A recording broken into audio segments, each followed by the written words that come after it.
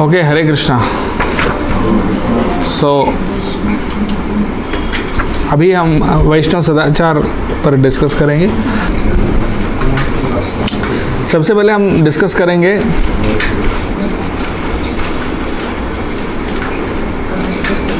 Dealing with authority and senior devotees.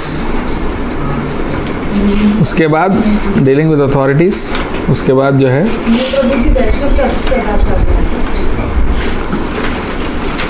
और then will talk about keeping commitments,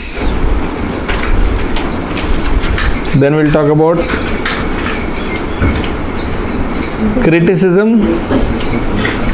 criticism and correcting others, criticism and correcting others, दूसरों को correct करना। फिर उसके बाद हम देखेंगे प्रीचिंग से रिलेटेड कुछ points. So we'll talk about authority।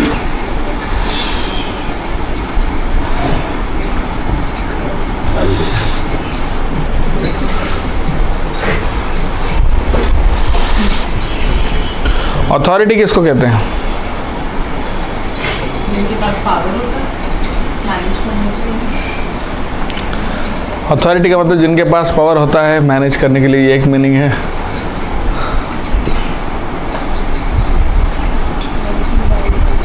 Power और सब अकाउंटेबल होते हैं। लीडर, ओके, लीडर और हाँ, अथॉरिटीज किसको बोलते हैं? Okay, decision maker,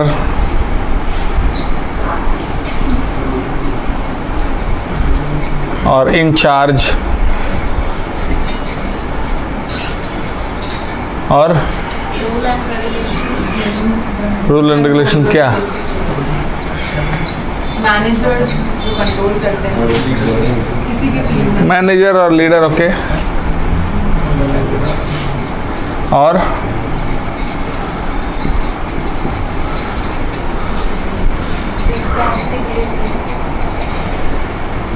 one who is responsible, okay, it pretty much says it. Leader मतलब वही रिस्पॉन्सिबल है जो। एक और क्या मीनिंग है उसका? बताता है कि सही सब उसी में आ गया। Who is basically obligated to make sure that things are going as per as the rules and guidelines. That's what responsible. Responsible person. It also means the same thing. और कुछ जो they have like how is their activities implement। वो सब तो leadership qualities हैं ही। और authority का मतलब ये होता है किसी चीज़ के बारे में जो डीपली जानता हो। Ethically right. No, one who is knowledgeable.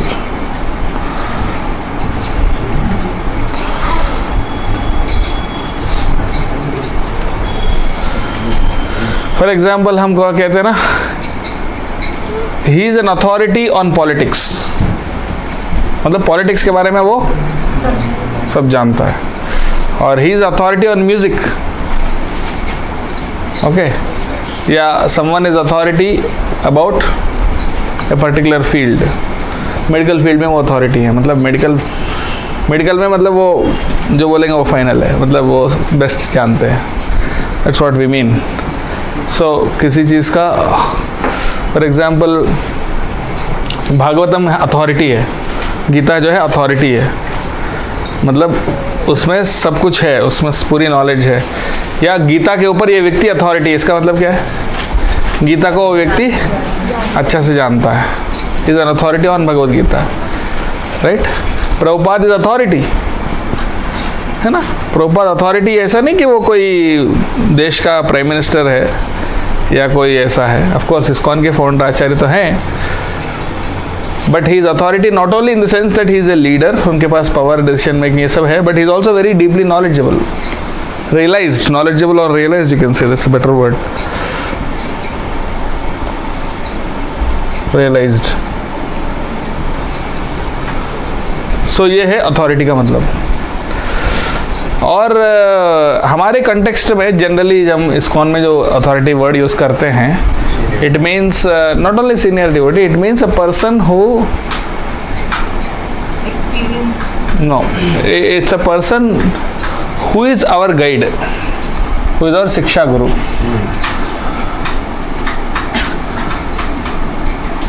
और गाइड और यू कैन से काउंसलर और मेंटर और क्या, पर्सन हु इज, जो हमें एंगेज करते हैं, एंगेजेस अस, हमें सेवा देते हैं, एंगेज करते हैं, और हु टेक्स रिस्पॉन्सिबिलिटी, ये सारे सेंसेस में रिस्पॉन्सिबल पर्सन। अगर फॉर एग्जांपल अगर कोई डिवोटी ने मान लो मिसबिहेव किया, तो फिर वो रिपोर्ट कहाँ जाएगी? अगर किसी ने मिसबिहेव किया डिवोटी ने, तो उसकी रिपोर्ट कहाँ जाएगी? जो उनके ऊपर है, जो उनके मतलब अथॉरिटी हैं, उनके पास जाएगी। That person is authority. हाँ, सो इस सेंस में हम अथॉरिटी वर्ड को यूज़ करते हैं। It's not in the sense कि वो कोई पुलिस जैसा डंडा पकड़ा हुआ है, but the person who is taking charge, the person who is taking responsibility, right? उस सेंस में ये वर्ड यूज़ किया गया है। तो अब अथॉरिटीज के साथ डिवोटीज में कैसे व्यवहार करना है? सो सबसे पहले authority is not a position to exploit. Authority जो है not a exploitative position. Generally material world में क्या होता है, कोई अथॉरिटी होता है, वो सबऑर्डिनेट को एक्सप्लॉइट करता है। आपसे 100 रुपये का काम लेगा और आपको 50 रुपये देगा, उससे भी कम देगा एक्चुअली, राइट? तो ये होता है अथॉरिटी। बट स्पिरिचुअल वर्ल्ड में authority it's not like that.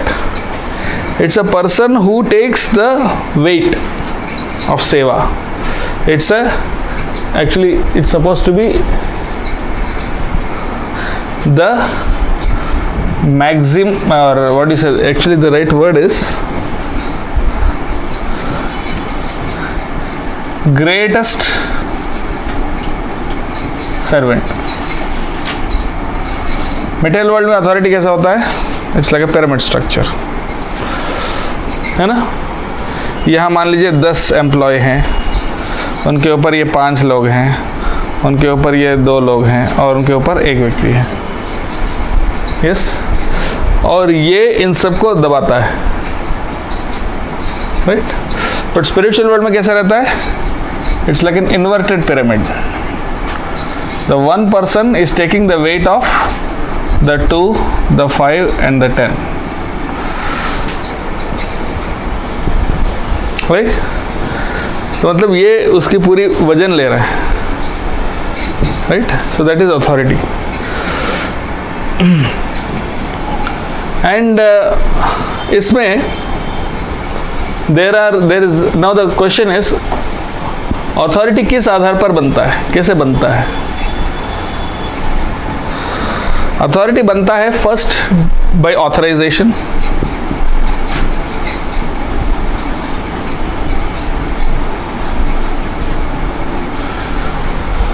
एक तो उनके गुरु से जो ऑथराइज होता है कि उनके गुरु की आज्ञा से अब आप प्रचार करो। जैसे प्रभुपाद कैसे अथॉरिटी बने? उनके गुरु भक्ति सिद्धांत सरस्वती ठाकुर ने उनको आज्ञा दी है कि आप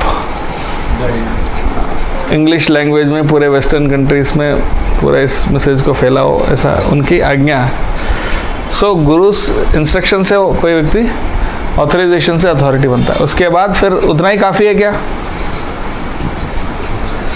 is to prove his worth, जैसे he also by his qualities.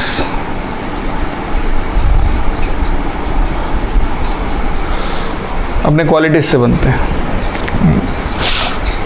Qualities में कई प्रकार की क्वालिटीज़ हैं, उनके नॉलेज, उनके स्पिरिचुअल क्वालिटीज़ और भी बहुत सारी चीज़ें हैं। हाँ, एंड बाय हिज एक्टिविटीज़।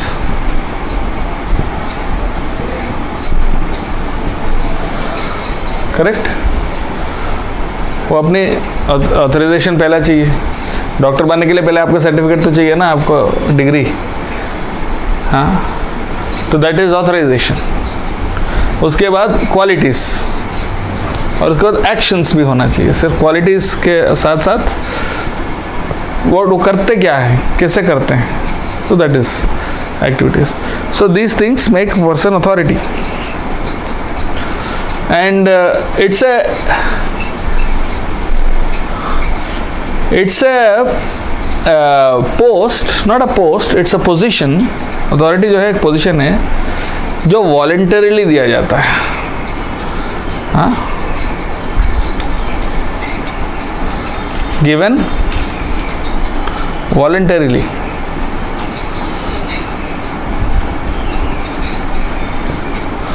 ऐसा नहीं कि अब से मैं आपका अथॉरिटी हूँ, आपको एक्सेप्ट करना पड़ेगा, ऐसा नहीं होता है।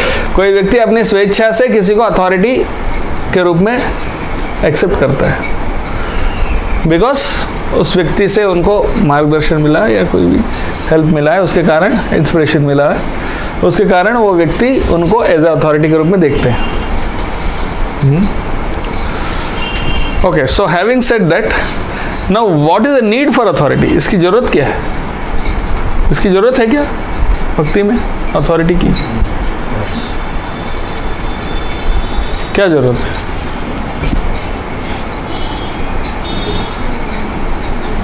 अथॉरिटी की जरूरत क्या है? हम भक्ति कर रहे हैं, बस अपने बैठेंगे, करेंगे, हम तो कर रहे हैं, माला कर रहे हैं, आ रहे हैं, सेवा कर रहे हैं, सब कर रहे हैं, बस। What is the need for authority?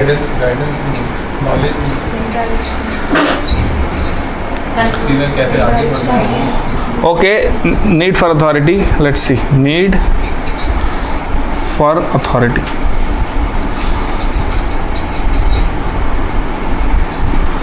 Okay, एक तो गाइडेंस। हाँ, स्कैनिंग एक्टिविटीज जो हो रही है हमसे नीचे जो रोटीज है, तो वो प्रॉपर्ली हाँ, राइट, ओवरसाइट।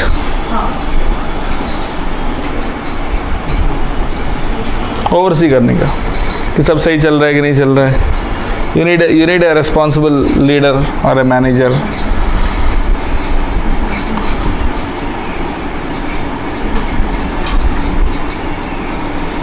ठीक है, और ऑफ कोर्स करेक्शन उसी में आता है, गाइडेंस में ही। और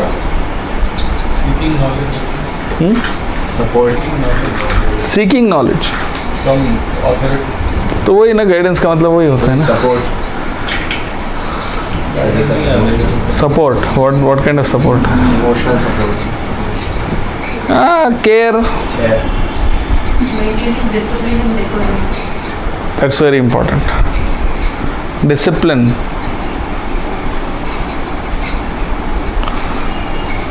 जैसे मान लीजिए अगर आर्मी में सब सिपाही हैं, वो अपनी तरीके से लड़ रहा है, ये अपनी तरीके से लड़ रहा है, वो वहाँ लड़ रहा है, यहाँ लड़ रहा है, सब लड़ रहे हैं देश के लिए, ऐसा होता है क्या? नहीं, ऐसा नहीं होता। It has to be disciplined, it has to be organised. हाँ, तो वो ऑर्गेनाइजेशन, डिसिप्लिन एंड ऑर्गेनाइजेशन,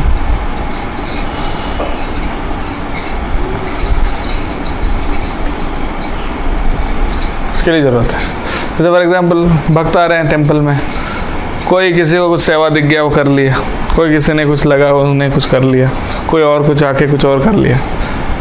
इस तरह से वो मूवमेंट आगे नहीं बढ़ेगा। इसके लिए क्या है, you need someone to supervise and tell कि आप लोग इसमें अच्छे हो, आप ये सेवा करो, आप ये सेवा करो, आप ये करो, आप वो करो। उस तरह से प्रॉपरली व्यक्ति को मतलब लोग भक्तों को अपनी नेचर के अनुसार, नीड के अनुसार, वहाँ का सिचुएशन के अनुसार एंगेज करना वो ज़रूरी होता है, राइट। सो नहीं तो क्या होता है, कोई अपने मन से कुछ भी करेगा। कोई बोलेगा आज से मैं आसाराम बापू का भजन सुनूंगा या फिर आज से वो बोलेगा कि मैं कुछ और करूंगा, मैं तो राधा बन गया हूँ, मैं साड़ी पहन के घूमूंगा। ऐसा भी हुआ ना एक आध। तो कोई भी माइंड में कुछ भी आएगा, बोलेगा कि मेरे हिसाब से भक्ति यही है, मेरे हिसाब से दिस इज़ भक्ति, और या फिर मुझे ये सेवा अच्छा लगता है तो मैं यही करूँगा। हाँ, सो गाइडेंस में ये भी आ जाता है, ट्रेनिंग भी आ जाता है, गाइडेंस ट्रेनिंग ये सब आ जाता है। तो ये डिसिप्लिन ऑर्गेनाइजेशन सबको ऑर्गेनाइज करके, हाँ फॉर एग्जांपल कोई इवेंट हुआ, रथ यात्रा, जगन्नाथ रथ यात्रा, जगन्नाथ रथ यात्रा में ऐसा नहीं कोई भी कुछ भी कर लिया, ऐसा नहीं होता है भैया। ये प्रसादम डिपार्टमेंट है, प्रसादम डिपार्टमेंट में भी ये बनाने वाला टीम ये है, पहुंचाने वाला टीम ये है, बांटने वाला टीम ये है, हाँ रथ को डेकोरेशन करने वाला टीम ये है ना, भगवान को लाने का टीम ये है, ले जाने का जिम्मेदारी उनका है, इसका जिम्मेदारी मतलब उसमें 20 डिपार्टमेंट बनाना पड़ेगा और हर डिपार्टमेंट का टीम असाइन करके उसका इंचार्ज बनाना पड़ेगा और सब रिपोर्ट करेंगे एक व्यक्ति को जो उस फेस्टिवल इंचार्ज होगा। तो इस तरह से there needs to be organisation, हाँ, not only in a temple but also in a whole region. और जैसे एमपी है मध्य प्रदेश में प्रीचिंग कैसे चलेगा, उसमें ऑर्गेनाइजेशन की ज़रूरत है, हाँ, कि कौन कहाँ कैसे करेंगे। It all needs to be organised. नहीं तो मान लीजिए अचानक मैं चला गया, मुझे पता नहीं विदिशा अच्छा लगा, विदिशा अच्छा शहर है, मैं जाके वहाँ सेंटर खोलूँगा, वहाँ ऑलरेडी सेंटर चल रहा है, right.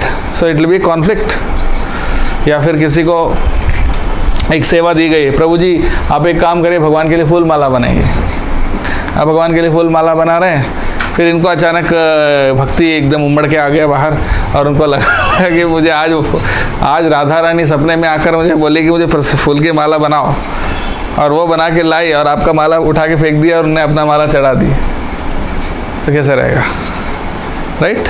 So it will be chaos. तो इसलिए ऑर्गेनाइजेशन डिसिप्लिन के लिए।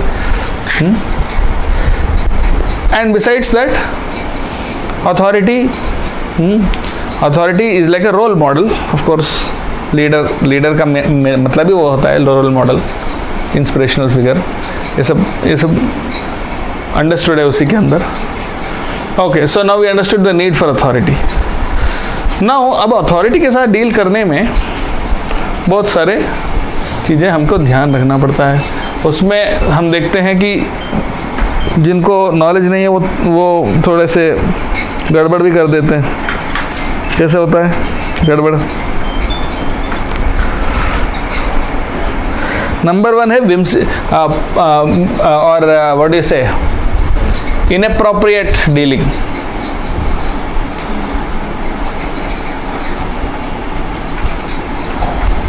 और रॉन्गफुल डीलिंग्स अथॉरिटी के साथ। कैसे होता है? Number 1, whimsical behaviour.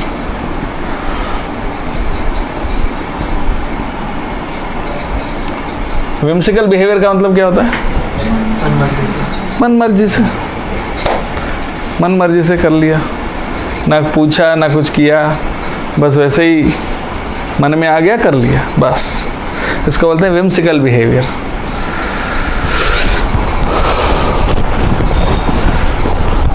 हाँ, फॉर एग्ज़ाम्पल किसी को लगा कि मुझे मान लो कॉलेज टीचिंग करना है, मुझे अपने इलाका में सत्संग करना है, करो, अच्छी बात है, लेकिन you have to first discuss कि भाई हम ये करना चाहते हैं, उसके लिए कैसे करें थोड़ा।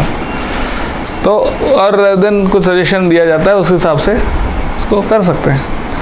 बट विम्सिकली बिना पूछे बिना समझे एकदम से कुछ कर लिया, तो that actually is a alarm, red light. मतलब उसमें फिर क्या होता है, भाई अपने मनमर्जी का काम करना हैबिट हो जाता है उसको, और फिर वो कोऑर्डिनेशन नहीं रहता है, कोऑर्डिनेशन ख़त्म हो जाता है। सो दैट इज़ नंबर 1। एंड उसके बाद नंबर 2, विम्सिकल बिहेवियर को अवॉइड करने के लिए क्या करना चाहिए हमको?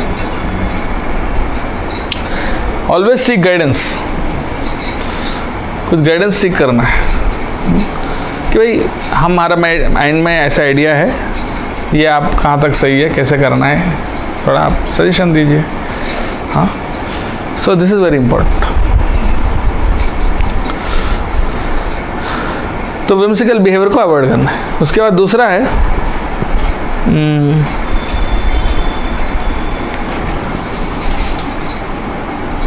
Bypassing authority.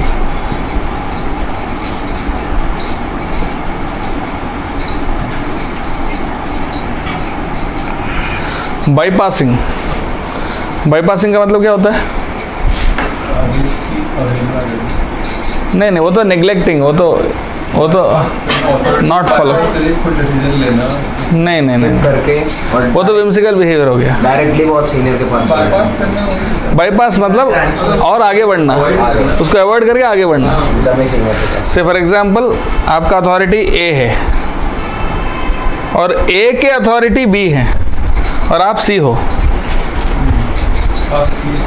आप ये ए के पास ना जाकर सीधा बी के पास चले जाना, इसको बोलते हैं बाईपासिंग। मतलब इनको बाईपास करके और ऊपर पहुंच गए। So this called bypassing authority. हाँ, जैसे कोई हमारा मेंटर है, शिक्षा गुरु हैं, उनके ऊपर एक और कोई है, उनके भी अथॉरिटी, अब इनसे ना संपर्क करके हम वहाँ सीधा ऊपर जाके उन्हीं से, तो उससे क्या होगा, फिर इनका कोई रोल नहीं रहा। फिर उसके बाद क्या बोलेंगे इनको, अगली बार से आप सीधा उन्हीं के पास जाओ, फिर मेरे पास मत आओ, बोलेंगे ना, राइट? तो बाईपास नहीं करना, सबसे पहले हमें इनके पास जाना चाहिए, और जब ये कहेंगे कि नहीं ये चीज़ आप इनके पास ले जाओ, तब जाके उनके पास ले जाना, नहीं तो उनके पास और ऊपर जाने की ज़रूरत ही नहीं।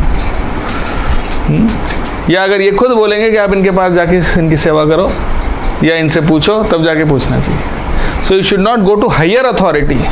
हमारे अथॉरिटी के ऊपर एक और अथॉरिटी है, उनके पास डायरेक्टली जाना, इसको बोलते हैं बाईपासिंग। तो ये मतलब एक प्रकार का अनादर है। जैसे मान लीजिए आप कंपनी में भी काम करते हैं, तो आपका बॉस है और बॉस का भी कोई बॉस है। अगर आप अपने बॉस को छोड़ के उनके बॉस के ऊपर चले जाओगे तो आपके बॉस नाराज नहीं हो जाएंगे, बोलेंगे भाई ये क्या कर रहे हो आप? नहीं, बट वो सिस्टम भी गलत है ना, दैट्स अ रॉन्ग सिस्टम, क्योंकि इनका काम ये है कि इनको एंगेज करें, है ना, वो उनका काम नहीं है, उनका काम तो कुछ और है, हायर लेवल का। सो देयरफॉर ये बाईपासिंग है। ऑफ कोर्स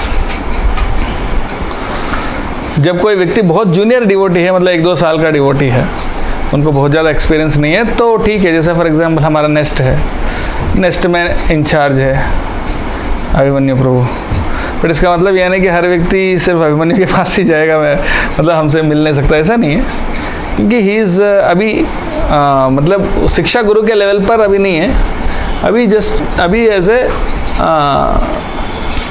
केयर टेकर और यू कैन से manager of the base. But spiritually जो है वो भी नया ही है। जैसे फॉर एग्जांपल बाकी जो स्टूडेंट्स हैं जो बेस में रह रहे हैं, वो भी ऑलमोस्ट उनके एज के हैं, प्लस माइनस 4-6 महीने के। So in that case it's okay. But लेकिन अगर मान लो कोई आपसे बहुत साल सीनियर है, अथॉरिटी, फिर उनके ऊपर फिर बाईपास करके नहीं जाना। चलिए, एक चीज़ ये है, फिर ये इनके लिए ऑफेंस हो जाता है। प्रभुपाद जी बोलते हैं you should not directly go to परम गुरु। कुछ लोग प्रभुपाद जी के शिष्य थे और वो प्रभुपाद जी से बोले थे, प्रभुपाद हम भक्ति सिद्धांत सरस्वती ठाकुर, भक्ति विनोद ठाकुर के इंस्ट्रक्शंस को फॉलो करना चाहते हैं, उनके बुक्स पढ़ना चाहते हैं उनके। तो प्रभुपाद से no, you should not bypass.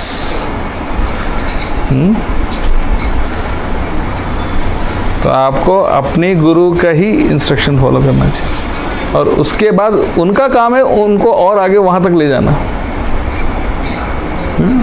So that is it. ठीक है, अब ये हो गया। उसके बाद तीसरा,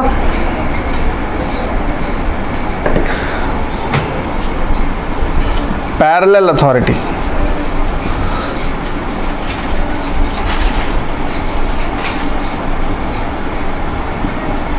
पैरेलल अथॉरिटी क्या होता है?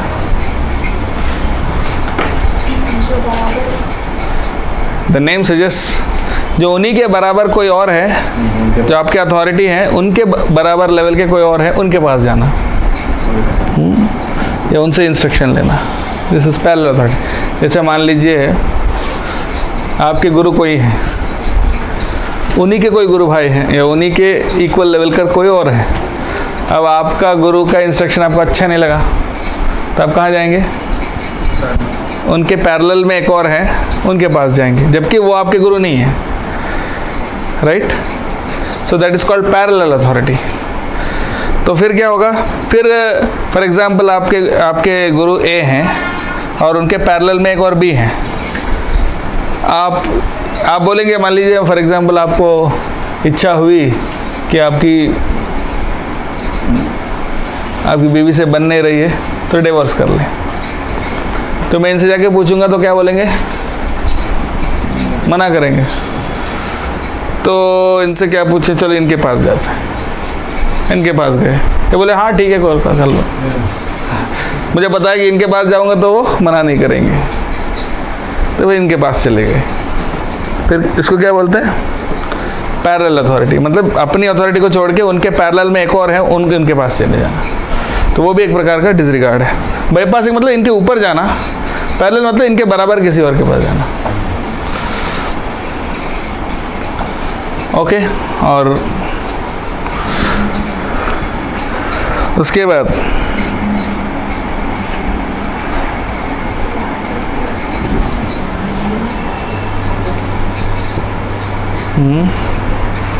उसके बाद है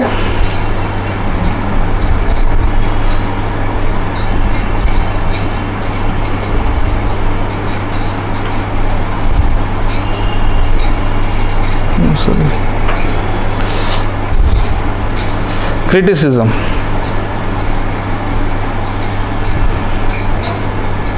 क्रिटिसिज्म का मतलब क्या होता है? क्रिटिसिज्म मतलब अरे ये हाँ तो कारों में घूमते हैं, ये तो हाँ फ्लाइट में घूमते हैं, ये करते हैं वो करते हैं, ऐसा करते हैं वैसा करते हैं, क्यों करते हैं ऐसा, ऐसे ऐसे बोलते हैं वैसे ऐसे बोलते हैं, वैसे ऐसे क्या बोलते हैं, ऐसा क्यों बोलते हैं वैसा क्यों नहीं बोलते हैं। हाँ, तो इस तरह का पुस पुस पुस करना। वैसे तो अथॉरिटी का तो दूर की बात है, किसी के साथ भी नहीं करना चाहिए। किसी भी डिवोटी के साथ ऐसा नहीं करना चाहिए। अरे विक्की प्रभु ना ऐसे दिखते हैं बहुत मासूम, लेकिन ऐसा है नहीं, पीछे क्या करते हैं मुझे पता है। आपको पता है? चलो इधर मैं बताता हूँ क्या करते हैं। इसको क्या बोलते हैं? Back biting. Back biting, criticism.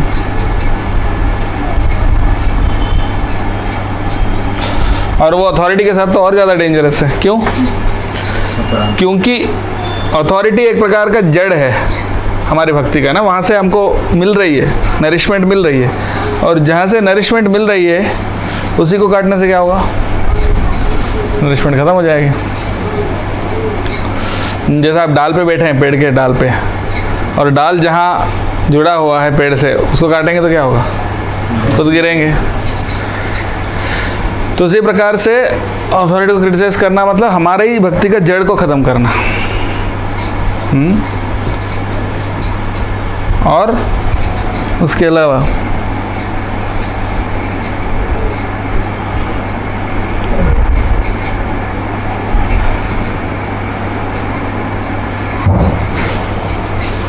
reducing faith or importance.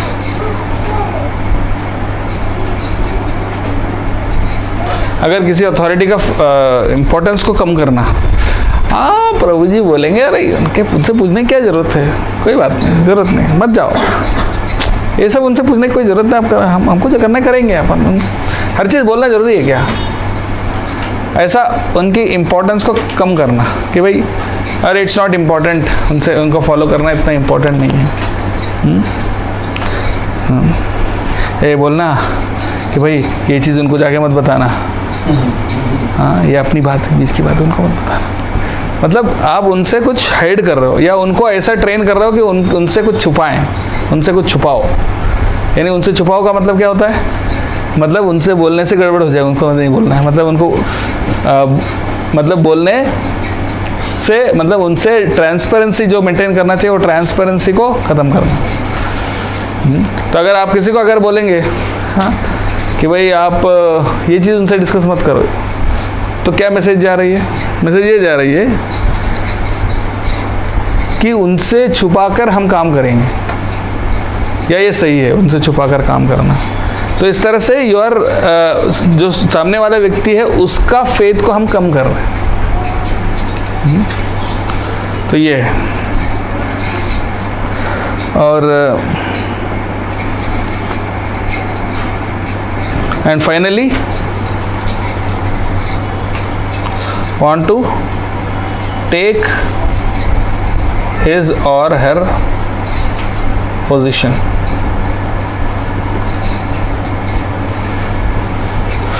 यानी अथॉरिटी का काम हम खुद कर लें कि प्रभु आपको कुछ डाउट है, पूछना है, हाँ अरे उनके पास जाना कि मुझे पूछो ना, मैं बताऊंगा ना, बताओ क्या है। तो मतलब उनके पोजीशन आप ले रहे हो, हाँ जो क्वेश्चन उनसे पूछना चाहिए वो उसका जवाब उनके पास ना जाकर आप ही बीच में आ गए और बोले आप मैं सॉल्व करूंगा ना आपका प्रॉब्लम, मुझे बताओ। मतलब खुद अथॉरिटी बन गए, राइट। ये जैसा डॉक्टर नहीं है तो कंपाउंडर बोला कोई दिक्कत नहीं, मैं हूँ ना, मैं बताता हूँ आपका बीमारी तो बताओ। मैं भी 20 साल से कंपाउंडर हूँ, मैं जानता हूँ कौन सी दवाई कौन सी बीमारी को क्या दवाई देना चाहिए। अब बताओ क्या है, बुखार है, अच्छा ये है, अच्छा ये गोली ले लो, तो खुद डॉक्टर बन गया हो। तो वो हो गया उनके पोजीशन लेना, या ये सोचना कब वो दिन आएगा ये अथॉरिटी हटेगा और मैं खुद अथॉरिटी बनूँ। और मैं अभी शिष्य नहीं बनना चाहता हूँ, मैं गुरु बनना चाहता हूँ। हाँ मतलब अब से बहुत समय से शिष्य बन गया, अब बहुत हो गया, अब मुझे गुरु बनना है। सो ये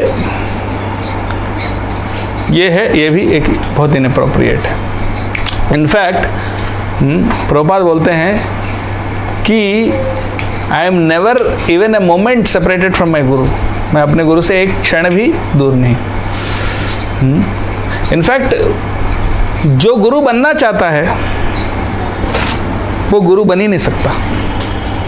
गुरु वो बनता है जो शिष्य बनना चाहता है, जो अच्छा शिष्य बनना चाहता है, शिष्य ही बने रहना चाहता है। फिर उनका गुरु कहेंगे नहीं अब आपको गुरु बनना है, और वो रिलक्टेंटली वो पोजीशन को एक्सेप्ट करता है, उस स्थान को। वैसा नहीं कि ईगर होना चाहिए कि नहीं मैं गुरु कब बनूंगा, बल्कि उनके अंदर ये होना चाहिए कि मैं गुरु बनने लायक नहीं हूँ, मैं शिष्य बनना चाहता हूँ। शिष्य भी अभी बन नहीं पाया अभी तक, तो गुरु तो दूर की बात है, मैं अभी पहले शिष्य बनना चाहता हूँ, अच्छा शिष्य बनना चाहता हूँ। और अगर जब गुरु जी का आज्ञा होगा नहीं अब आपको गुरु बनना है, अब आप योग्य हो, तब उनकी आज्ञा के अनुसार वो गुरु बनते हैं। जैसे राधानाथ महाराज बोल रहे थे, एक बार दीक्षा के लिए बहुत सारे लोग बैठे थे दीक्षा लेने के लिए उनके से, तो महाराज ने कहा हमें कोई शिष्य नहीं चाहिए, हाँ I don't want to accept any decision, मुझे कोई शिष्य लेना ही नहीं है। फिर सब वो दीक्षा लेने के लिए जो बैठे हैं घबरा गए, अरे शिक्षा नहीं लेना है तो हमको दीक्षा देंगे कि नहीं देंगे। लेकिन प्रभुपाद जी की आज्ञा है, इसलिए हम शिष्य ग्रहण करेंगे। ये होता है प्रॉपर जो शिष्य है उसके मूल। सो ये इनअप्रोप्रिएट रॉन्ग डीलिंग्स है जो अथॉरिटी के साथ। और अथॉरिटी का क्या सही मूड होना चाहिए?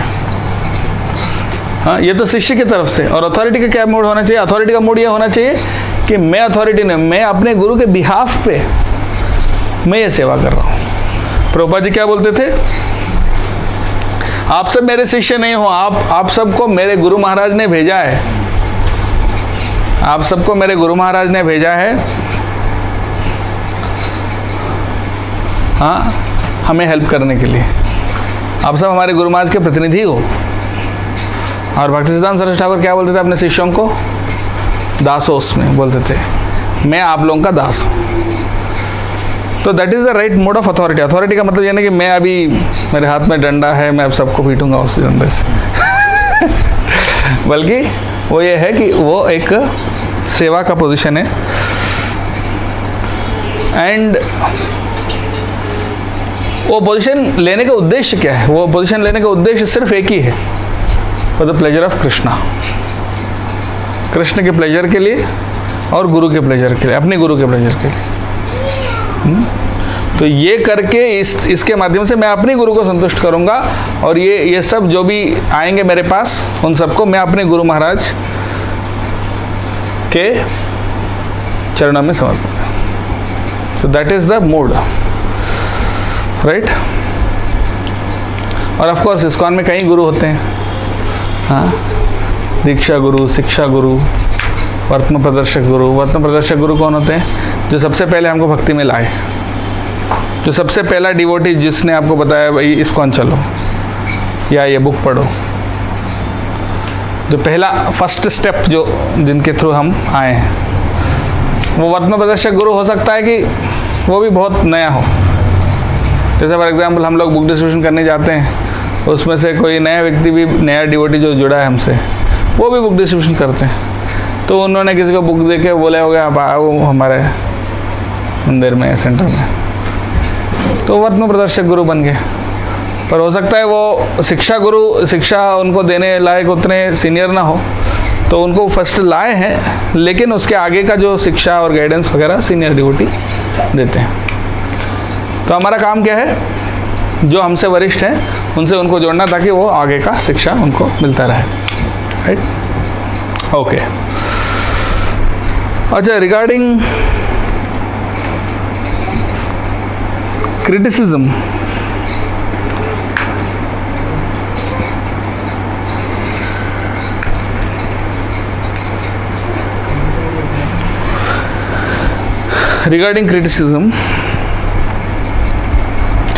जो क्रिटिसाइज करते हैं वो क्या होता है? कितने अपराध हैं नाम के प्रति? 10 अपराध हैं। हाँ, 10 अपराध सबको याद है? तो 10 अपराध में सबसे पहला अपराध क्या है? हाँ, जो भगवान के भक्तों की निंदा करना पहला अपराध है। तो ये पहला अपराध कब होता है? जब हम किसी वैष्णव की निंदा करते हैं। सिर्फ निंदा करने से अपराध नहीं होता है, निंदा सुनने से भी अपराध होता है। सो टू क्रिटिसाइज और टू हियर criticism,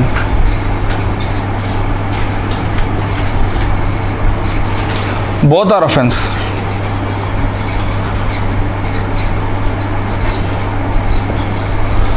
ऐसा नहीं कि सिर्फ बोलने से अपराध होता है। कोई अगर बोल रहा है, कोई अगर क्रिटिसाइज कर रहा है किसी भी वैष्णव को, और वो आप सुन रहे हैं, हाँ अच्छा ऐसा, ओ, तो उससे भी अपराध होता है। तो फिर हमें क्या करना चाहिए अगर कोई क्रिटिसाइज कर रहा हो तो?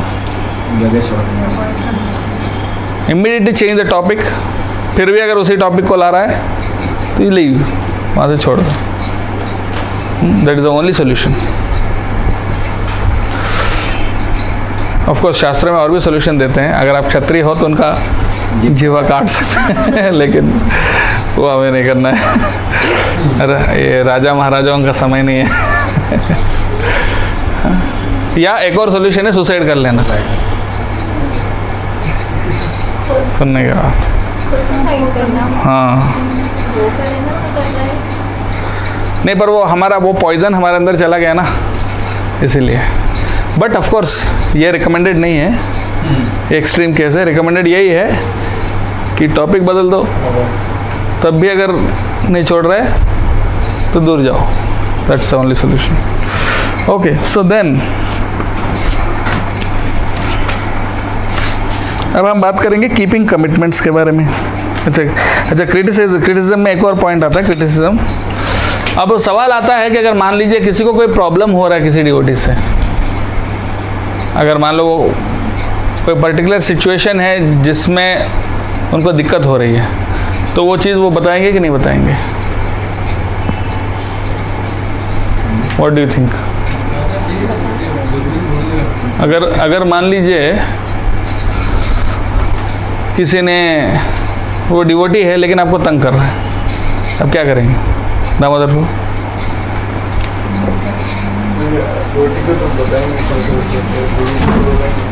अथॉरिटी को बताएंगे, तो उससे क्रिटिसिज्म नहीं हो रहा है?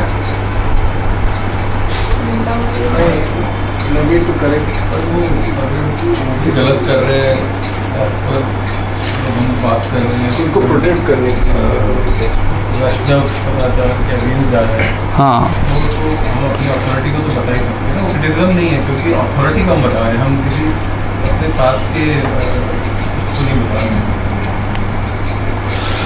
यस, बिकॉज वहाँ पर आप उस व्यक्ति की निंदा करना आपका उद्देश्य नहीं है, बल्कि वो जो प्रॉब्लम है उस प्रॉब्लम को एड्रेस करना आपका उद्देश्य है। फॉर एग्जाम्पल, बेस में मंगल आरती का नियम है कि आना चाहिए। अगर 2 लोग नहीं आए तो क्या करें? प्रभु जी ये 2 लोग नहीं आए, तो हमारा उद्देश्य नहीं है कि उन दोनों की बुराई करें, पर हमारा उद्देश्य ये है कि प्रॉब्लम जो इश्यू है उस इश्यू को एड्रेस करें, है ना? So you are trying to address the issue without envy towards that person. और ऐसा नहीं कि हमारा उस व्यक्ति से कुछ उनकी बुराई करने का या उनके नीचे दिखाने का हमारा कोई अल्टीरियर मोटिव है। अदरवाइज प्रॉब्लम्स तो होते हैं, अगर प्रॉब्लम्स अगर नहीं बताएंगे तो कैसे सॉल्व होगा, राइट?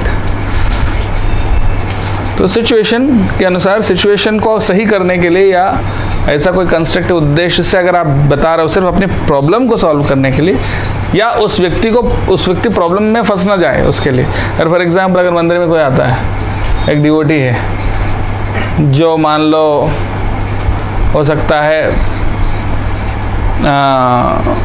उसके अंदर कुछ झूठ बोलने का या चीट करने का प्रोपेंसिटी है, और कोई नहीं आया है और वो उनसे ज़्यादा घुल मिल रहा है, हम क्या करेंगे? उनको बताएंगे प्रभु जी उनसे थोड़ा सावधान रहना क्योंकि क्या पता वो आपसे कुछ पैसे ले ले और वापस ना लौटाए, ऐसा कुछ होगा तो फिर वो किसको ब्लेम करेंगे? इस्कॉन को। तो फिर इसलिए हमको बताना पड़ेगा भाई आप इस व्यक्ति से सावधान रहो। वो क्रिटिसिज्म नहीं है। अरे वो बोले क्यों, क्या हुआ? फिर अपने बताना पड़ेगा भैया कुछ हिस्ट्री है तो ऐसा बताना पड़ेगा कभी कभी। तो दैट इज क्रिटिसिज्म। अच्छा, अभी correction, now will talk about correction. किसी डिवोटी को करेक्शन कब देंगे?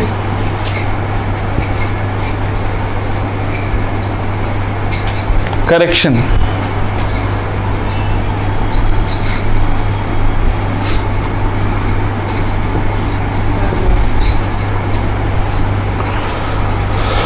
अगर मान लिया आपके सामने कोई डिवोटी, बहुत सारे गलतियां होते हैं, जैसे मान लो प्रसादम सर्व करते समय वो चम्मच को थाली से टच कर रहा है, उससे क्या होता है? वो झूठा हो जाता है, कंटेमिनेटेड हो जाता है। हाँ, या ऐसा कोई भी गलती हो सकता है, कोई प्रणाम करते समय पैर दिखा रहा है या कुछ भी गलत कर रहा है, ऐसा कुछ पता जाने अनजाने से कुछ गलत हो रहा है, हाँ, ये जानते हुए भी हो सकता है, कभी कोई डिवोटी हो सकता है, कोई सब जानता है, सब बहुत साल से भक्ति कर रहा है, फिर भी अपने अचानक देख लिया उसने कि कुछ तो सिगरेट पीते हुए दिख गया आपको, हाँ, तो फिर आप क्या करेंगे? या ऐसा कोई भी सिचुएशन आता है जब आप देखते हैं डिवोटी कुछ गलत कर रहा है, how do you do, what do you do, how do you deal with it? सबसे पहले ये चेक करना चाहिए कि वो व्यक्ति के साथ आपका संबंध कैसा है। अगर मैं उनको बताऊंगा तो वो व्यक्ति कैसे रिस्पॉन्ड करेंगे। So you have to ask 3 questions before correcting anybody. किसी को करेक्ट करने से पहले 3 प्रश्न खुद से पूछना पड़ेगा। पहले, इज इट ट्रू? ठीक है, आपने सुना है कि कोई व्यक्ति किसी माताजी के साथ कुछ बदतमीजी की है, पर हो सकता है जो बोला उसने झूठ बोला हो, क्या पता, आपको श्योर नहीं है कि वो कहाँ तक वो रूमर सही है कि गलत है। सो जब तक आप 100% श्योर नहीं होंगे, जब तक आप 100% श्योर नहीं होंगे तब तक एज्यूम नहीं करना किसी के बारे में कि वो ऐसा है। हाँ, इंग्लिश में एक वर्ड है, क्या है ये? एज्यूम। इसका मतलब क्या है? नहीं, अनुमान नहीं, मान लेना, मान लेना बिना सबूत का मान लेना।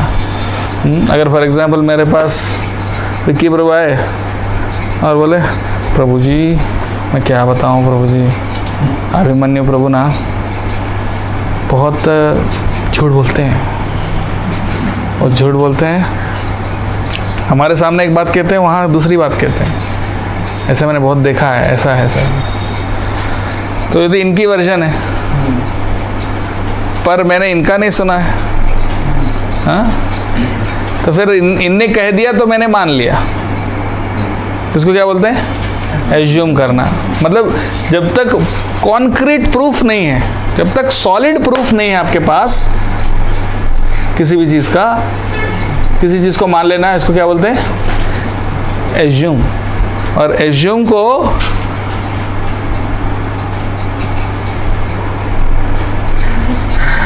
ASS क्या कहते हैं? एस यानी गधा। Making S of you and me, आपको भी और मुझे भी, दोनों को गधा बनाना। एज्यूम का मतलब यही है। So never ever ever assume,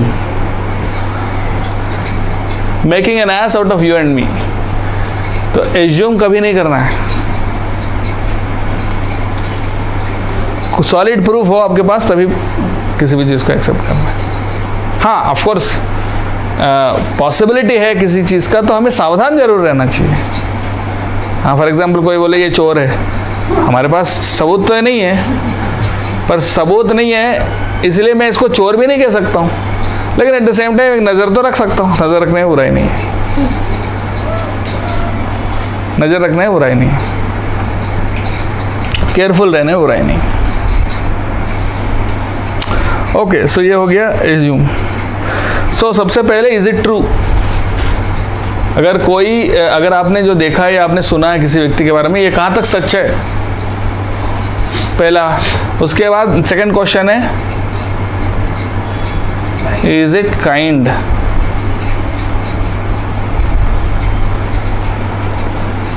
and third question है, is it effective?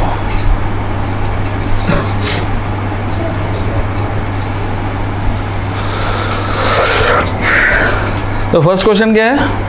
Is it true? हाँ, विक्की प्रभु, मान लो किसी ने बोला कि विक्की प्रभु सिगरेट पीते हैं, वो नहीं पीते, मैं तो ऐसे ही बोल रहा हूँ। हाँ, मुझे किसी ने आके बोला मैंने देखा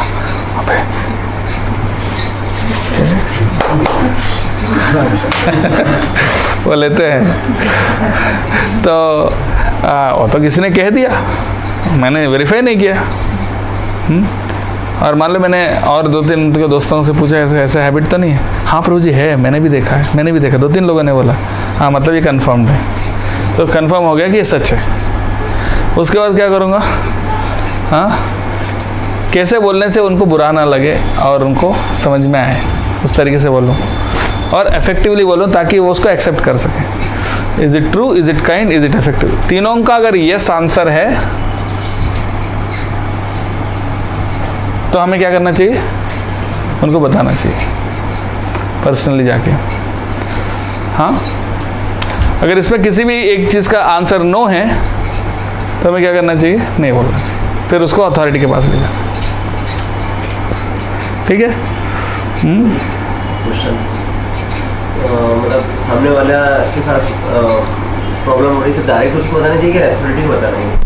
वही तो बता रहा हूँ, ये तीनों का अगर आंसर यस है तो उसी को डायरेक्ट बता सकते हो। लेकिन कभी कभी फिर वो मतलब बुरा मान जाता। तो इसीलिए इज इट इफेक्टिव का मतलब यही है कि अगर मैं बोलूँगा तो स्वीकार कर पाएगा कि नहीं कर पाएगा, समझ पाएगा कि नहीं समझ पाएगा।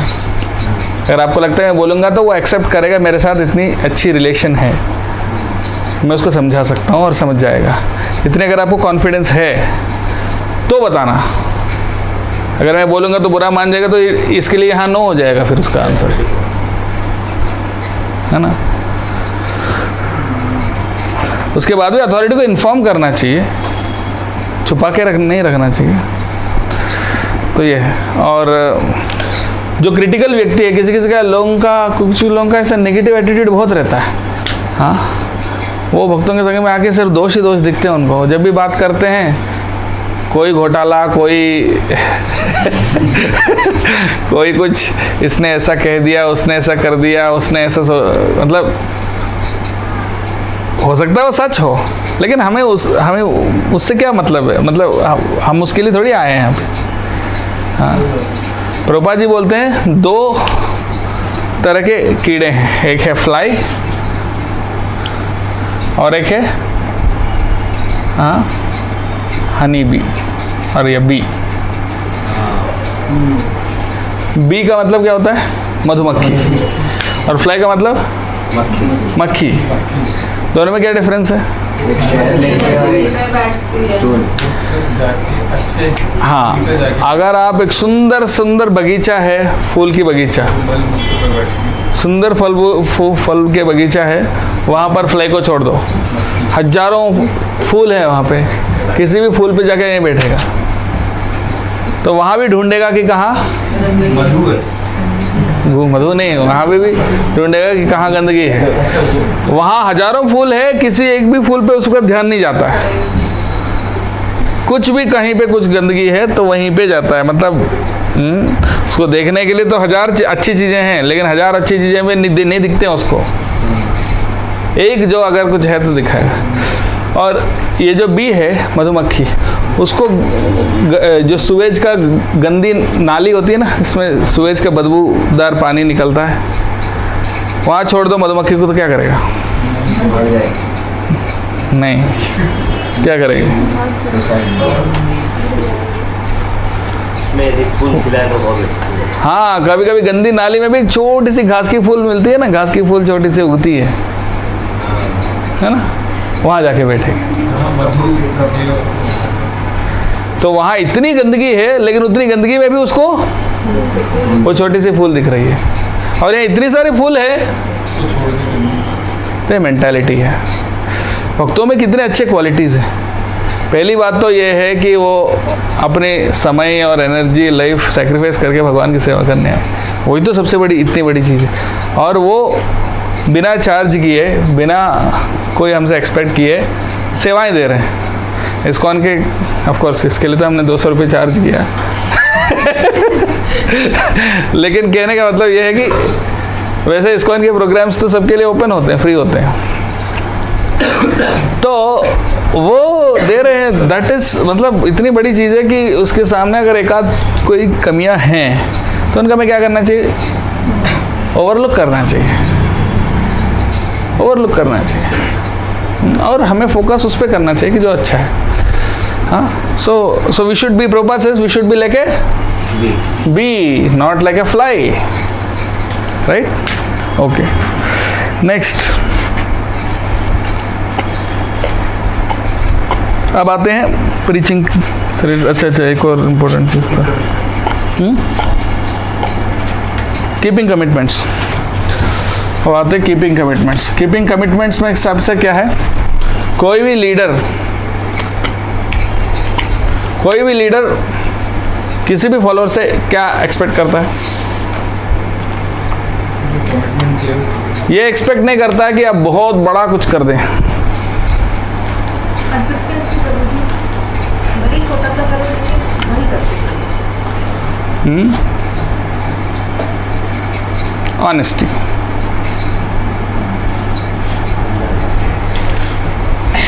ठीक है, आपने कहा प्रभु जी मैं ये सेवा करूंगा, ठीक है, फिर आए 15 दिन के बाद क्या हुआ?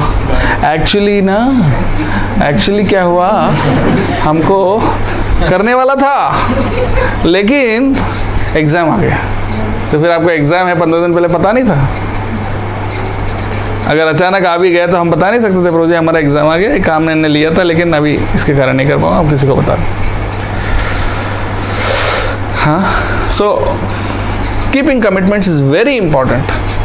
भले आप नहीं कर सकते हैं तो मना कर दो कि हम ये नहीं कर पाएंगे, लेकिन आप करूंगा बोल के नहीं करना, इट इज़ रियली बैड। काफ़ी लोगों में ये हैबिट है।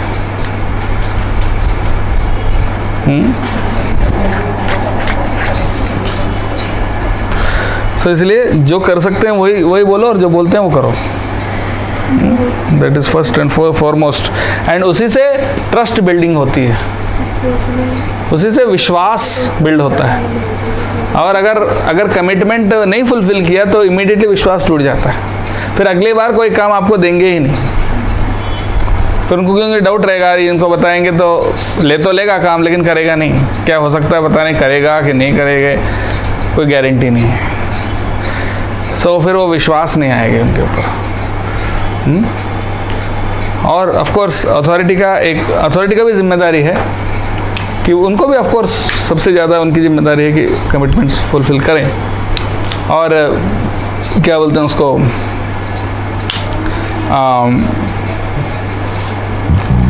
कॉन्फिडेंशियलिटी मेंटेन करें। फॉर एग्जांपल कोई आया और अपने प्रॉब्लम लेकर आया, हाँ अपनी प्रॉब्लम लेकर आए, बोले प्रभु जी मेरे पास ये प्रॉब्लम है, इसका सॉल्यूशन दीजिए। और फिर मैं सबको बता रहा हूँ, अरे आपको पता है उसको ये प्रॉब्लम है, हाँ ऐसा मैं सबको बता दूँ और उनको पता चलेगा, अरे देखो मैंने उनको बताया अपनी प्रॉब्लम, लेकिन सबको पता चल गया और ये और बड़ी प्रॉब्लम बन गई, हाँ तो फिर उनको विश्वास नहीं रहेगा। तो हमें क्या है, कॉन्फिडेंशियलिटी मेंटेन करना है। जो भी अपनी प्रॉब्लम लेके आते हैं उस प्रॉब्लम को अपने अंदर ही रखना है उसको। ये अथॉरिटी का काम है कि वो ऐसा कॉन्फिडेंशियलिटी मेंटेन करें। और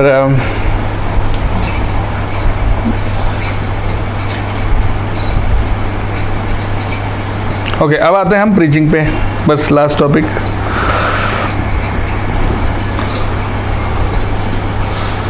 प्रीचिंग में अभी नए लोगों को जब कल्टीवेट करते हैं तो हम किसी को फोर्स नहीं करते हैं, हाँ किसी को फोर्स नहीं करते हैं। लेकिन अगर आप बोलेंगे अगर आपको लेना है तो कहोगे तो लीजिए, नहीं तो मत लीजिए, आपकी इच्छा, क्या करना, लेना है क्या, ऐसे बोलेंगे तो लेने की इच्छा होगी क्या? हाँ, don't force people but speak forcefully. तो लोगों को फोर्स नहीं करना है, लेकिन जब आप बोलेंगे उसमें फोर्स होना चाहिए। फोर्स मतलब उत्साह। और भाई ये भगवत गीता ये लेना, इसके बिना मनुष्य जन्म बेकार है। मनुष्य जन्म हमको मिला है तो ये मैनुअल है, this is the most important thing. आप ऐसा इतना एक्साइटेडली, इतना उत्साह से बोलेंगे, बोले अच्छा बताओ दो गीता दो, ऐसा बोले कि ऐसा नहीं कि भाई आप हाँ गीता है लो, अच्छा है, ले सकते, बुराई नहीं ले। ऐसा बोलेंगे तो बोले चलो ठीक है, देखेंगे, सोचेंगे, विचार करेंगे। तो so don't force people but speak forcefully. Speak forcefully का मतलब ये नहीं कि अगेन उनको फिर डरा धमका एकदम एजिटेट कर दिया, ऐसा नहीं, but speak with conviction, speak with faith and enthusiasm, ठीक है। and then there is something called preaching। हम कई बार किसी को पकड़ लेते हैं preaching करने के लिए, कोई मिल गया सुनने के लिए, बस उसको बिठाता, आओ इधर आओ, बैठो बैठो, और उनको बिठाया 3 घंटे 3 घंटे उनका पूरा भगवत गीता, भागवतम, चैतन्य चरितामृत सब एक ही सेशन में उनको पूरा मतलब इतना दे दिया सीधा, मतलब वो व्यक्ति कि अभी शुद्ध भक्त बना के ही छोड़ेंगे।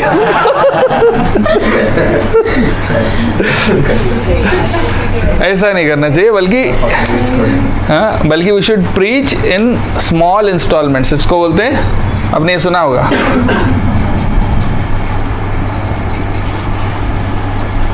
Did you hear this? Salami slices.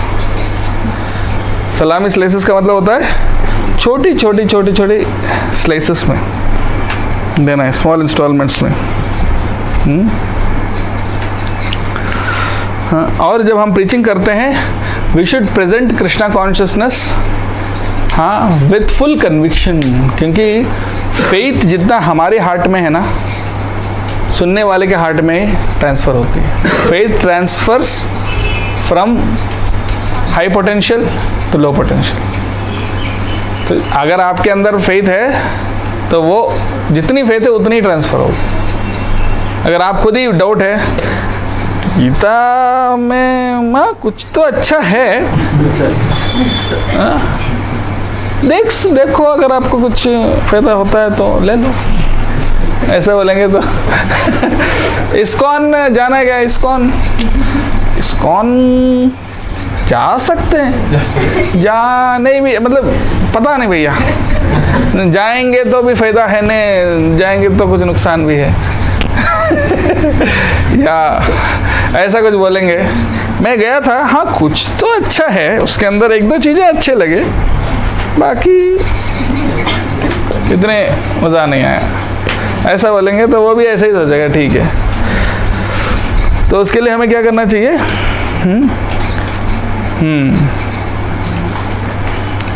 We should present it not as an extracurricular activity. We should present it as the mission of life, purpose of life. भक्ति एक एक्स्ट्रा करिकुलर एक्टिविटी नहीं है। हाँ, चलो आप बास्केटबॉल खेलने जाते हो, कभी कोई क्लब में भी जाते हो, वैसे इस्कॉन में भी जाते हो, चले जाओ, ऐसा नहीं है। वी शुड प्रेजेंट इट कि ये हमारा लाइफ का अल्टीमेट गोल है और हमारा लाइफ का असली ओनली पर्पस है, यही है। इस तरह से जब आप लेंगे तो जो सुनने वाला वो भी ऐसा लेगा। ऐसा नहीं कि एक हम क्रिकेट खेलने जाते हैं, कुछ और करने जाते हैं, ऐसे इस्कॉन में भी जाते हैं, it's not like that, right? तो ये एंड देन फाइनली इसको बोलते हैं the spiral of silence. There is something called spiral of silence.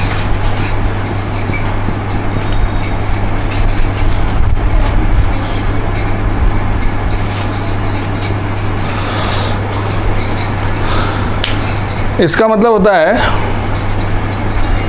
कि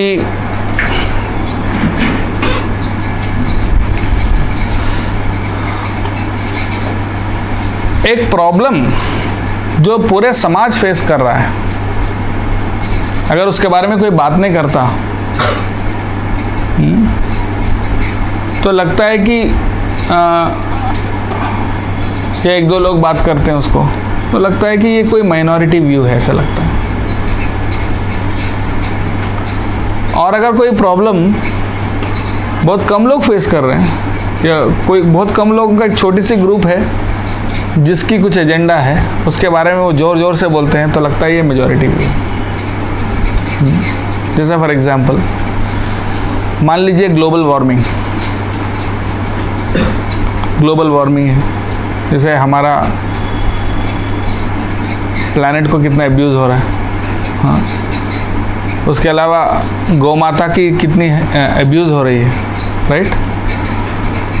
उसके बारे में अगर आप बात करोगे, हाँ, थोड़ा सा भी बात करोगे तो ऐसा लगेगा कि ये तो ठीक है, हिंदुत्ववादी लोगों का काम है, गौ माता को बचाओ। लेकिन अगर कोई व्यक्ति फोर्सफुली कहे, हाँ, और ऐसा कहे कि ताकि सब लोग सुने, इफेक्टिवली कहे, तो फिर वो मेजॉरिटी व्यू जैसा इफेक्टिव हो जाता है। जब आप जितना ज़ोर से आप बोलोगे, जितना इफेक्टिवली आप बोलोगे, लोग उसको उतना ही सीरियस लेंगे। एग्जाम्पल के लिए, जब मतलब जब ये ब्लैक एंड वाइट का ज़माना था, ब्लैक एंड वाइट टीवी का ज़माना था, उस टाइम पे यूएस में एक टाइम था जब अमेरिका में भी कोई सिगरेट नहीं पीते थे, मालूम। यूएस में भी सिगरेट पीना वाज नॉट अ हैबिट। फिर ये सिगरेट कंपनी वाले सोचा कैसे इसको प्रमोट करें, और हर सिनेमा में, हर चीज़ में एडवर्टाइजमेंट, जो हीरोज़ थे उनसे सिगरेट पीने को बोलते थे। और इस तरह से क्या हुआ, बार बार जब भी मूवी देखते थे, जब भी ऐड देखते थे, वहाँ पर हीरो सिगरेट पी रहा है। और इन दिनों टीवी और मूवीज़ इंडस्ट्री तो नया है, तो इसलिए जो भी हीरो करता था, हीरो एक प्रकार भगवान मान लेते थे लोग। और हीरो सिगरेट पी रहा है, इसलिए सब सिगरेट पीने लग गए।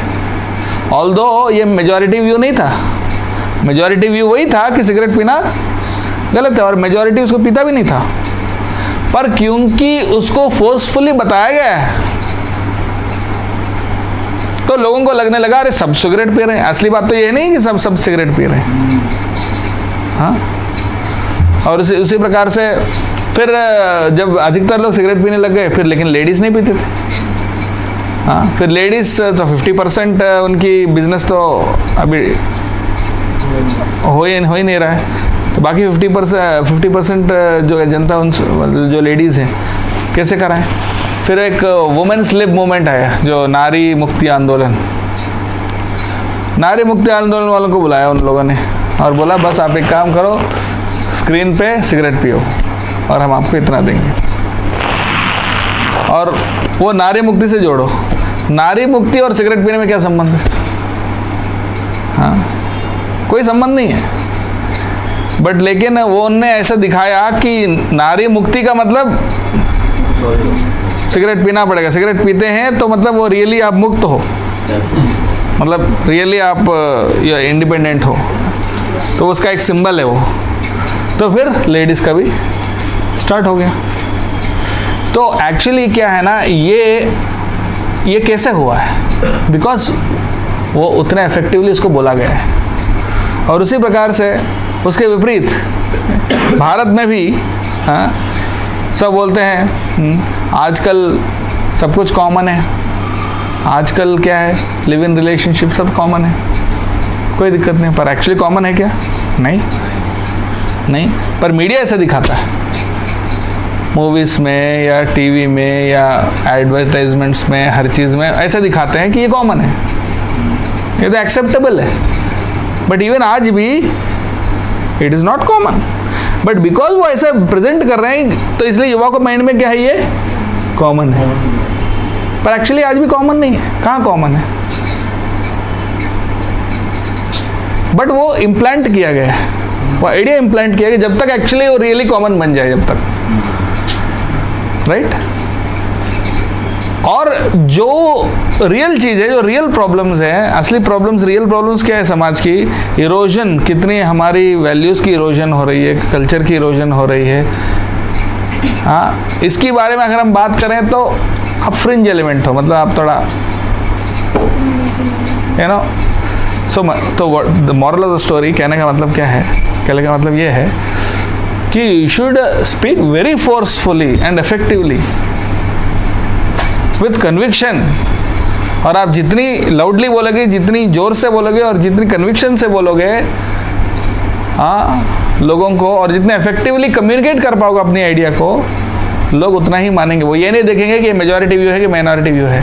भले वो माइनॉरिटी व्यू भी हो, पर अगर आप लाउडली कहोगे तो लोगों को क्या लगेगा कि यही मेजॉरिटी व्यू है। जैसे मैंने आपको बताया लिव इन रिलेशनशिप वाला, ऐसा जब मीडिया दिखाते थे लोगों को क्या लगता है यही मेजॉरिटी व्यू है, बट एक्चुअली वो मेजॉरिटी व्यू नहीं है। Because someone is speaking loudly, it creates the impression that ये मेजॉरिटी व्यू है। सो देयरफॉर हमको क्या करना चाहिए, क्या करना चाहिए, बोलो। हाँ, स्पीक लाउडली। लाउडली मतलब ये नहीं चिल्लाना, लाउडली मतलब ये है कि कन्विक्शन के साथ इफेक्टिवली कम्युनिकेट करो अपनी अपनी आवाज़, अपनी रेज योर वॉइस, मतलब not raise your voice, what's your voice, your thoughts, that's exact word.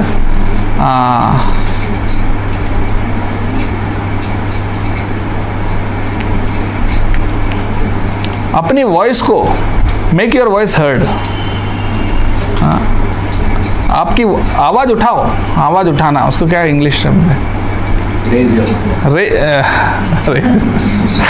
Your voice मतलब जोर से चिल्लाना हो गया।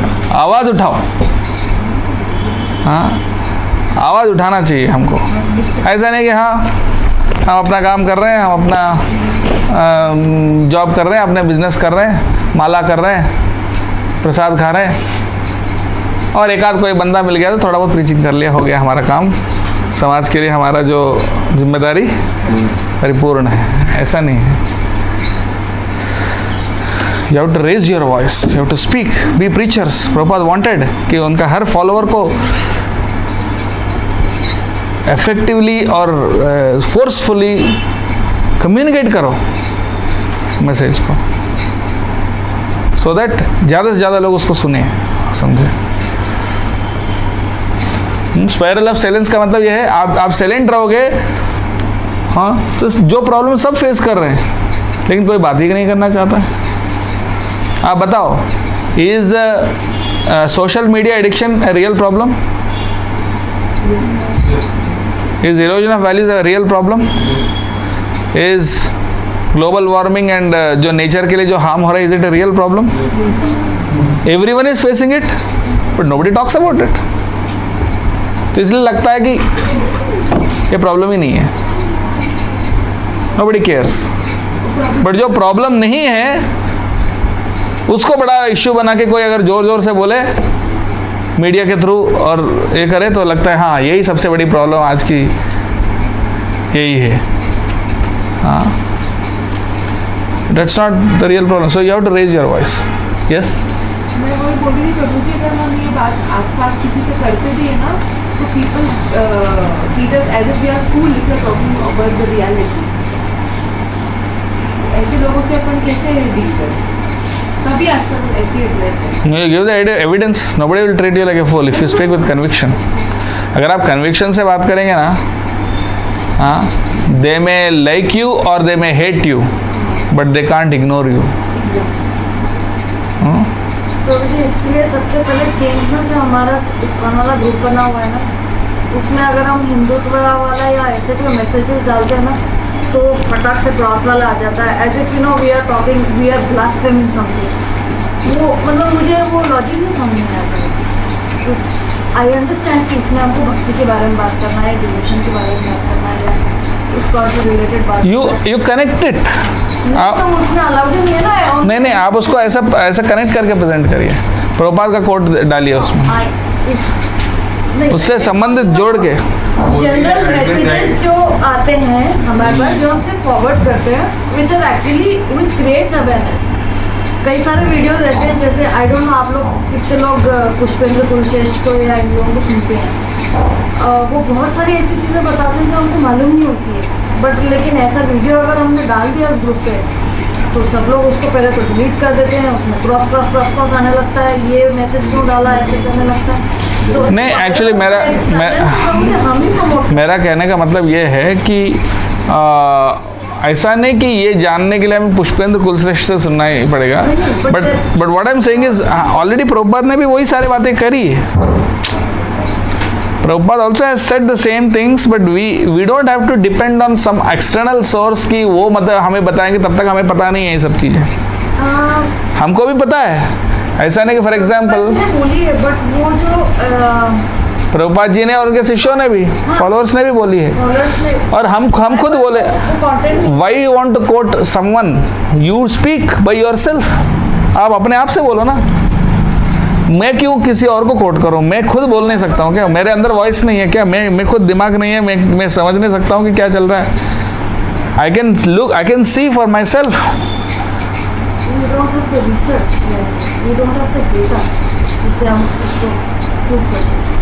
तो हाँ। इसलिए हमको forward अगर सिर्फ किसी का आप फॉरवर्ड करते हैं तो ऐसा लगता है कि आप उनको प्रमोट कर रहे हैं, ऐसा लगता है आप उनको प्रमोट कर रहे हैं, पर हम किसी को प्रमोट नहीं करना। हमें उनके बातों में कुछ आइडियाज सही हो सकते हैं, पर कुछ गलत भी हो सकता है।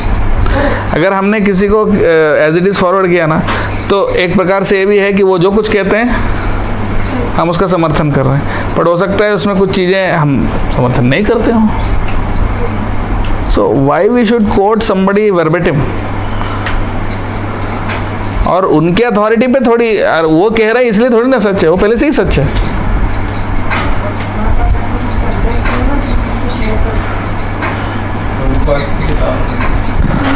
No, my point is that you भी, मतलब हम किसी को जब कोट करते हैं तो हम उनको एक पेडेस्टल पे डाल रहे हैं कि हाँ ये हमारे अथॉरिटी है, I got your point. और फिर लोग भी फिर उनका एक वीडियो नहीं, उनका 10 वीडियो देखेंगे और उसमें कुछ उल्टा सीधे, जैसे राजीव दीक्षित, फॉर एग्जांपल राजीव दीक्षित है, राजीव दीक्षित के कुछ आइडियाज़ तो अच्छे हैं, हाँ, but then it says कि मेरी गलत बात से पैसा कुछ आइडियाज़ तो अच्छे हैं, लेकिन फिर वो बोलते हैं कि इस्कॉन पैसा विदेश भेजता है।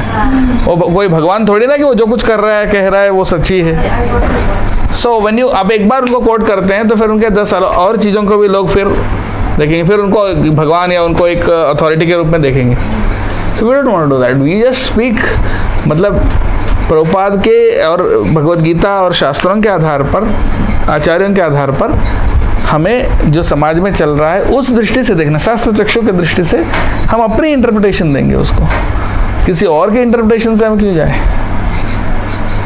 हम अपनी इंटरप्रिटेशन दीजिए। आपको प्रभुपाद स्पोक अ लॉट। अगर आप प्रभुपाद बुक्स डीपली, उनके कन्वर्सेशंस, उनके ये सब पढ़ेंगे ना, प्रभुपाद ने जितना बोला है इस चीज़ के बारे में कोई नहीं बोले होंगे। प्रभुपाद जी ने यहाँ तक कहा कि ये 100-2 साल से ज़्यादा नहीं चलने वाला है, क्योंकि पेट्रोल ख़त्म हो जाएगा, पेट्रोल कोल ख़त्म हो जाएगा। फिर आप बोल रहे हैं सोलार, देखते हैं सोलार से कितने गाड़ियाँ चलाएंगे। हाँ, so you have to come back to bullock cart. Better system फिर से चालू होगा, ऐसा कुछ आ गया है। बार्टर सिस्टम चालू होना हो, लेकिन वापस नेचर के पास आपको आना पड़ेगा। And so many things Prabhupada has said on that. मतलब इतना सारा चीज़ें आप पढ़ भी नहीं पाएंगे, इतने सारे चीज़ें दी है उन्होंने, और वो सब अपने मन से नहीं कहा प्रभुपाद जी ने भी। He quotes everything from Bhagavad Gita and Bhagavatam and scriptures. So that is our resource, और उसको हमें पढ़ना चाहिए ज़्यादा से ज़्यादा।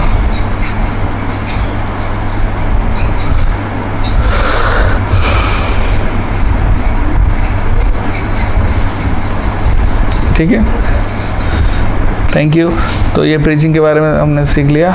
अब ये सेशन ख़त्म होता है। किसी को कोई क्वेश्चन है?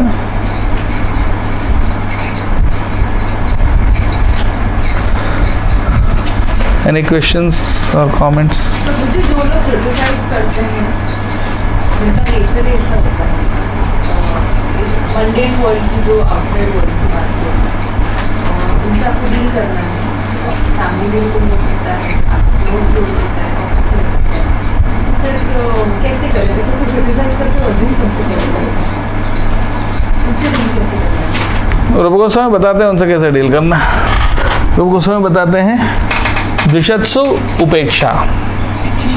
जो द्वेष करते हैं, क्रिटिसाइज करने वाले, उनसे दैट्स द ओनली सोल्यूशन, और कोई सोल्यूशन नहीं है। मुझे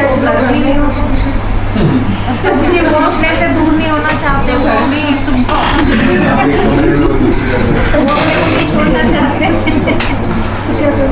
अवॉइड करें उस सिचुएशन को, मतलब वो टॉपिक ही नहीं लाए। हम उनको बोले अब ये टॉपिक पे बारे में बात नहीं करना चाहते हैं और कोई दूसरा टॉपिक बताओ। जो क्रिटिसिज्म, मुझे आपका क्रिटिसिज्म सुनना नहीं है, मुझे इंटरेस्ट नहीं है, तो वो टॉपिक क्यों ला रहे हो? मैंने पूछा भी नहीं आपसे, उसको छोड़ो और कुछ बात करो। घर में ग्रोसरीज लाना है तो बताओ या कुछ और बताओ मतलब दूसरा कुछ टॉपिक बात करो या अवॉइड इट, अगर घर में हो तो। अगर बाहर से हो और तो that you maintain A distance. रूप गोस्वामी और जो आचार्य ना, कोई उनको क्रिटिसाइज करते थे तो वो they would not bother to reply. वो रिप्लाई को डिजर्व करता ही नहीं है। हम क्यों रिप्लाई करके हमारा टाइम वेस्ट करें? हमको और भी बहुत महत्वपूर्ण काम है लाइफ में करने का। जो ग्रेट पर्सनालिटी ना, उनको कोई क्रिटिसाइज करता है, रिस्पॉन्ड नहीं करता है, वो बस इग्नोर करता है, अपना काम करता है बस। ये नहीं, अरे आप मेरे साथ ऐसा कैसे बोल दिया आपने, ऐसा हम थोड़ी ना ऐसा क्यों बोल दिया आप, ये थोड़ी ना है, ऐसा नहीं है हम लोग, ऐसे नहीं है हम क्यों? मतलब आप उनके साथ उनके बराबर बन के क्रिटिसाइज करने क्या मतलब? तो हम भी उनके स्टेज पे ही जा रहे हैं ऐसा करके। तो we should not get affected by it और we should ignore it completely. हाँ, अगर कोई अथॉरिटी है वो पूछें कि क्या ये सही है कि आपने ऐसा किया, तब आप जवाब दो, नहीं तो why should I bother replying.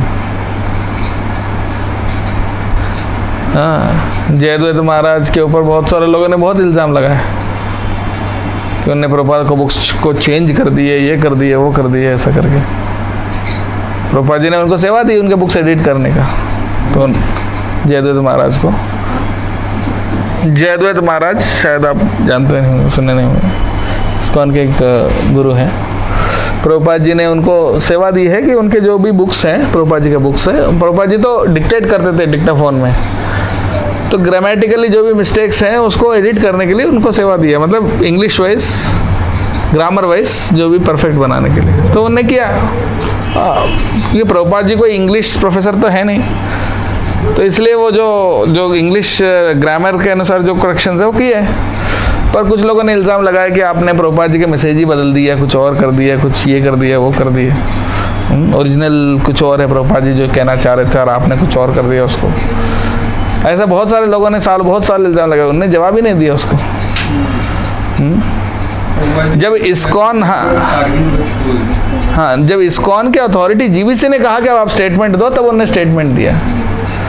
हाँ, उन्होंने बताया कि कैसे कैसे चीज़ों को उन्होंने करेक्शन किया और उन्होंने बताया कि ओरिजिनल मीनिंग चेंज करके हमने कहाँ करेक्शन किया। तो इस तरह से तो क्रिटिसिज्म तो होगा ही। ये तो कुछ भी नहीं है। प्रभुपाद जी को कितना क्रिटिसिज्म मिला? हाँ, क्रिटिसिज्म सबसे ज़्यादा तो भगवान को मिला है। भगवान के सामने ही शिशुपाल ने 100 दोष उनको गिनाए। उसके और आगे भी बोलने वाला था। तो ऐसा कहने का मतलब ये है कि क्रिटिसिज्म तो होगा ही होगा। उससे जो डरेंगे वो ज़्यादा कुछ कर नहीं पाएंगे। Okay, yes. जैसे हम टीचिंग करने जाते हैं और भगवद गीता हम उन्हें देते हैं, तो बहुत सारे लोग हमें बोलते हैं कि हमारे पास तो ऑलरेडी है, पर उनके पास होती नहीं है। मतलब ऐसा वो समझ में आ जाता है ना, और उन्होंने ना आज तक पढ़ी होती है, तो उनसे कैसे डील करें? नहीं समझा नहीं पाया क्या?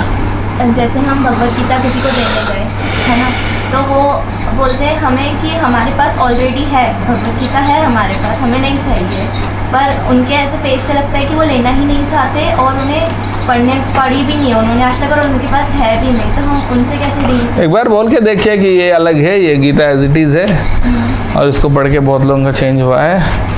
लाइफ, तो इसलिए मैं हमको बता रहे हैं। एक बार इसको भी पढ़ के देखिए, बहुत डिफरेंट है। सुनेंगे तो ठीक है, नहीं तो छोड़ दो और क्या। अच्छा, एक बहुत इम्पोर्टेंट पॉइंट है, मैं ये बोलना चाह रहा था बिफोर आई फॉरगेट कि कभी हाँ किसी के माइंड में ये क्वेश्चन हो सकता है, कुछ लोग किसी ने से पूछा है कि हाँ ऐसा क्यों है कि डिवोटीज में हाँ ऐसा लगता है कि एक ग्रुप ऑफ डिवोटीज दूसरे ग्रुप से ज़्यादा इंटरेक्ट नहीं करते। हाँ, जैसे फॉर एग्जांपल इंदौर के डिवोटीज उज्जैन के डिवोटी से ज़्यादा इंटरेक्ट नहीं करते हैं, या फिर एक गुरु या एक शिक्षा गुरु के जो वो है डिवोटीज दूसरे उसमें से ज़्यादा इंटरेक्ट नहीं करते। ऐसा क्यों है? किसी का ऐसा क्वेश्चन भी है, पर उसमें दो चीज़ें हैं। एक जो है जो दूसरों को नीचा दिखा के दूसरों की निंदा करके बात करता है, ये तो सरासर अपराध है और इमेच्योरिटी है। ये सोचना कि हम बेस्ट हैं बाकी कम हैं, हम ज़्यादा, मतलब रहता है ना हर व्यक्ति का, हर ग्रुप का कि हमारा बेटर है, आपका कुछ कम है या इस तरह का। ये तो बहुत इमेच्योरिटी और अहंकार का लक्षण है ना। हम कौन होते हैं बताने के लिए कौन के बड़े डिवोटी कौन छोटे हैं? तो इस मेंटालिटी से तो कभी भी सोचना ही नहीं चाहिए। लेकिन एक और सिनेरियो ये भी होता है कि हम डिवोटीज को क्रिटिसाइज नहीं कर रहे हैं, लेकिन बहुत ज़्यादा घुल मिलते भी नहीं। ये सही है, ये गलत नहीं है। क्यों? क्योंकि एज से कि हमें वैष्णवों के बीच में कैसे डील करना है, हमें सभी वैष्णवों को सम्मान करना है, रिस्पेक्ट ऑल, ठीक है। लेकिन सबको सम्मान करने का मतलब ये नहीं कि सबके साथ हम जाके बहुत क्लोजली घुल मिलते हैं, नहीं, वो नहीं करना है। Associate with only few. क्यों? क्योंकि उनकी विचारधारा, उनकी ट्रेनिंग स्टाइल, उनके प्रायोरिटीज़, उनके कुछ डिफरेंट हो सकते हैं, है ना। जैसे मान लीजिए 4 डॉक्टर हैं, चारों MBBS डॉक्टर हैं, क्वालिफाइड हैं, तो ऐसा बोल के आप चारों से प्रिस्क्रिप्शन लोगे क्या? नहीं। आप एक डॉक्टर को फॉलो करेंगे, हाँ? या चारों नाव नदी पार कराएंगे, ऐसा बोल के 2 नाव में पैर रख सकते हो क्या? नहीं। It's like that. सो